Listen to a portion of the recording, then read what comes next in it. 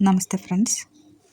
దయా సముద్రుడు, అనుక్షణం భక్తుల కోసం, పరమాత్ముడి ప్రవచనం, వీటి గురించి తెలుసుకుందామా ఫ్రెండ్స్. ఇక్కడ నేను పూజకి అన్నీ సిద్ధం చేసుకుంటున్నాను. మంచినీళ్ళతోనే ఎక్కువగా చూపిస్తాను, ఎందుకంటే ఇందులో కూడా దైవం ఉందండి. మంచినీళ్ళైనా పర్వాలేదు, మనము భక్తితో పెడితే ఏదైనా స్వీకరిస్తారండి మన స్వాములు. ఒక గొప్ప మాట చెప్పనండి, మనం ఏమి తెలుసుకున్నా, ఏమి నేర్చుకున్నా, భక్తిగా స్వామిని కొలుచుకున్నా మనకంటూ ఒక అర్థాన్ని, పరమార్థాన్ని మిగిల్చుకోవాలండి. అంటే ఆదర్శంగా అవ్వాలండి. ఆదర్శం తీసుకోవడానికి, నేర్చుకోవడానికి గొప్ప గొప్ప వాళ్ళే అక్కర్లేదండి. ఒక చిన్న తేనెటీగ చాలండి. అది ఎలా అంటే మిరప మొక్క నుండి కూడా తనకు కావలసిన మకరందాన్ని తీసుకోగలదు. అంటే మొక్కకు ఎలాంటి హాని చేయదు. దీని అర్థం ఏంటంటే మరొకరికి నష్టం కలగకుండా మంచే జరిగేటట్టుగా మన పనులు మనం చేసుకోవడమే. ఏమంటారు ఫ్రెండ్స్? అలాంటి గొప్ప గొప్ప విషయాలే మనం ఇప్పుడు తెలుసుకుందాం, నేర్చుకుందాం, పాటిద్దాం.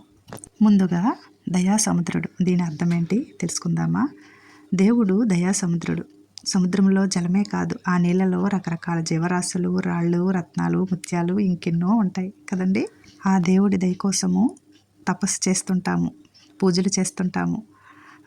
ముక్తి కోసము, భోగజీవులు భుక్తి కోసము పాటుపడటం సహజం. ఇక్కడ ఏంటంటే ఏ కోరిక లేకుండా లోక కళ్యాణం కోసం శ్రమించే కర్మజీవే ఆ పరమాత్మకు ప్రేమపాత్రుడండి. అంటే పొందగలిగినది, పొందలేనిది అంటూ ఏమీ లేవండి. అలాగని పనిచేయడం ఆపేస్తే, అంటే నన్ను చూసి మిగిలిన వాళ్ళు అలా ఖాళీగా ఉంటారంటూ అర్జునుడికి బోధించాడండి కృష్ణుడు. లోకానికి ఆదర్శప్రాయుడిగా నిలిచాడు. అంటే ఎవరి కర్తవ్యాన్ని వారు నిష్టగా చేయాలి, నిజాయితీగా కష్టపడాలి, చేసే పనులన్నింటినీ ఆ పరమాత్ముడికి అర్పితం చేయాలి అని దీని అర్థమండి. అంటే ఆ బ్రహ్మాది దేవతలకైనా అల్పజీవులకైనా దేవుడి దయ కావాలి. అందుకే తమ వంతు ప్రయత్నం చేయాలి. గాలిలో దీపం పెట్టి దేవుడా నీ దయ అంటే సరిపోదు, లోపల ఉన్న జ్ఞానజ్యోతిని వెలిగించుకోవాలి.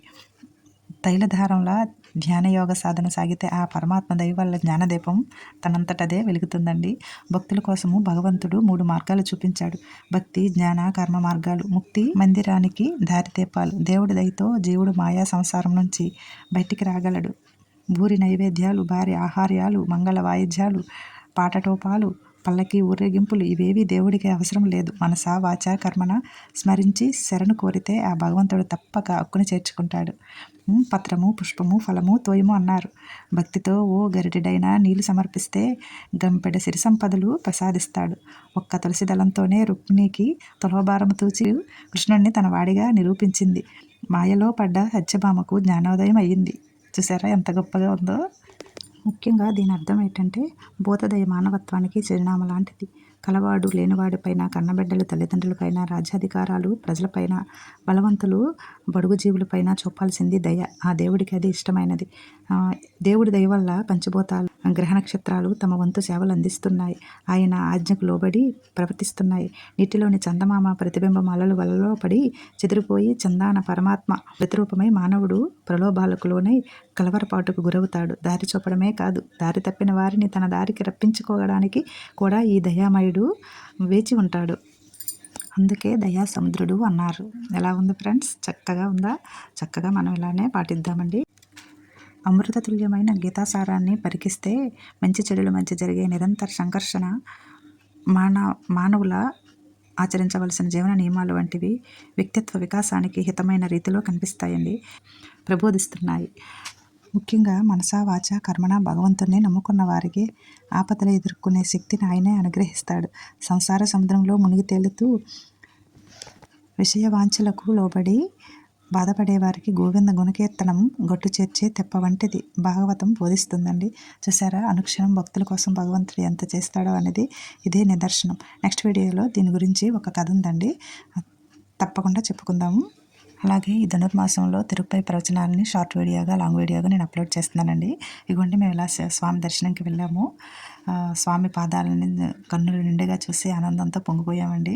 స్వామిని ఇలాగా మీకు చూపిస్తున్నాను, తప్పక స్మరణ చేసుకోండి. అలాగే పరమాత్ముడి ప్రవచనం, భగవద్గీత శ్రీకృష్ణ పరమాత్మ పాండవ మధ్యయుముడైన అర్జునుడికి బోధించిన అద్భుత వికాస పాఠం.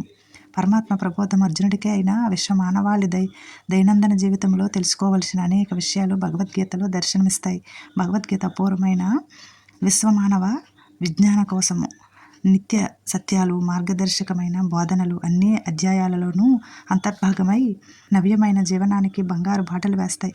చూసారా, పరమాత్ముడు మనం ప్రసాదించే ఈ ప్రవచనము ఇంకా ఇంకా మంచిగా చెప్పుకుందాం. అమృతతుల్యమైన గీతాసారాన్ని పరికిస్తే మంచి చెడుల మధ్య జరిగే నిరంతర సంఘర్షణ, ఇంద్రియ భోగం క్షణభంగురమని, ఆవేశాలను ఆవేదనలను మనిషి వీలున్నంతగా నిగ్రహించుకోవడము అవసరమని గీత చెబుతుందండి. దేహనిత్యుడని, దేహాలు అనిత్యాలని ప్రబోధిస్తూ ఒంటి మీద పెంచుకునే మమకారము శుష్కమైందని కృష్ణ పరమాత్మ ప్రబోధించాడు. లంపాటాలపై, అనుబంధాలపై నిండిన అమితమైన ఆసక్తి మనుషులకు నిరర్ధకమని విశదం చేశాడండి స్వామి. ఇంకా పరమాత్ముడి ప్రవచనంలో ఏం చెప్తున్నారంటే, సుఖభోగాల పట్ల మమకారంతో మెలిగే జీవులు భ్రాంతికి లోనవుతారు. దృఢ సంకల్పాన్ని కలిగి ఉండలేరు. కళ్ళ ముందు కనిపించే అందాలు, ఆనందాలు శాశ్వతమని భావించే అల్ప మనస్కులు వీరు.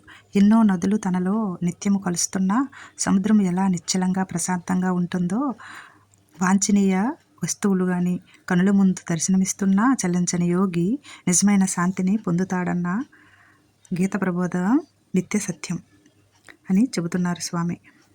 ఇంకా పండితుడైన వారు అందరినీ అన్నిటినీ సమదృష్టితో చూస్తాడని తెలుపుతూ పాండిత్యం అన్న పదానికి మహితమైన నిర్వచనాన్ని భగవద్గీతలో అందించింది.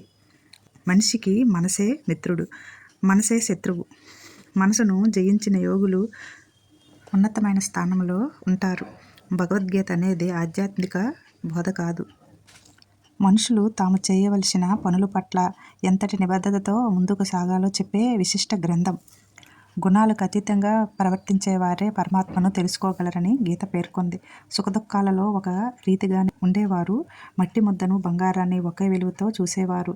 అనుకూల ప్రతికూల పరిస్థితుల్లో నిందాస్తులను రెంటినీ సమానంగా స్వీకరించేవారు త్రిగుణాలకు అతీతులు. వారి ప్రవర్తన అందరికీ మార్గదర్శకమని గీత ప్రబోధిస్తుంది. పరమాత్మ జగతికి అందించిన మహత్తరమైన జీవన సందేశం ఇది. చూసారా, పరమాత్ముడి ప్రవచనంలో ఎంత గొప్పగా ఉందో గీతలో ఇలా బోధించారు. అలాగే ఎంతో అదృష్టం కలిగిందండి. మేము తిరుపతి దర్శనంకి వెళ్ళాము స్వామిని. అక్కడ తీసిన వీడియో అండి ఇది. వీడియో ముందే అప్లోడ్ చేశాను. గీతలో అంత బాగా మనకి ప్రబోధించారు స్వామి. పరమాత్ముడి ప్రవచనం గొప్పగా ఉంది కదండి. ఇంకెందుకు, మనం ఇలానే పాటిద్దాం. విన్నారు కదా, భగవద్గీత అనేది ఆధ్యాత్మిక బోధ కాదు, మనుషులు తాము చేయవలసిన పనుల పట్ల ఎంతో నిబద్ధతో ముందుకు సాగడానికి చెప్పే విశిష్ట గ్రంథం. అబ్బా, ఎంత గొప్పగా ఉంది కదండి. అందుకనే భగవద్గీత అంటే ఎంత పవిత్రమైన గ్రంథము. చక్కగా పూజ గదిలో కూడా పెట్టేసుకోవాలండి. చక్కగా ప్రతి ఇంట్లో ఉండాలి. మంచిగా దానిని మనం చదివి అర్థం చేసుకొని చక్కగా జీవితాన్ని సాగించాలి. ఓకే ఫ్రెండ్స్, వీడియో నచ్చిందా? తప్పకుండా సబ్స్క్రైబ్ చేయండి, లైక్ చేయండి. పూజని ఇలాగ చేసుకున్నాను. చాలా ఆనందం అనిపిస్తుందండి. స్వామిని ఎంతో భక్తితో సింపుల్గానైనా దీపారాధన చేసుకుంటూ మనం ఇలాగా పూజని చేసుకోవాలి. అలాగే మంచిగా మనం ఎంత చక్కగా వింటున్నామో అంత చక్కగానే మనం జీవితంలో దానిని సాధించాలి. ఏమంటారు ఫ్రెండ్స్?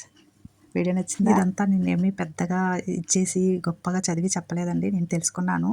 స్వామిని ఏమన్నారు, తెలుసుకోవాలి. తిరుపతి ప్రవచనంలో అలాగే చెప్పారు కదండి. తెలుసుకోవాలి, చెప్పాలి, పాటించాలి. తెలియకపోయినా భక్తితో స్వామిని ఇలా స్మరించుకోవాలి.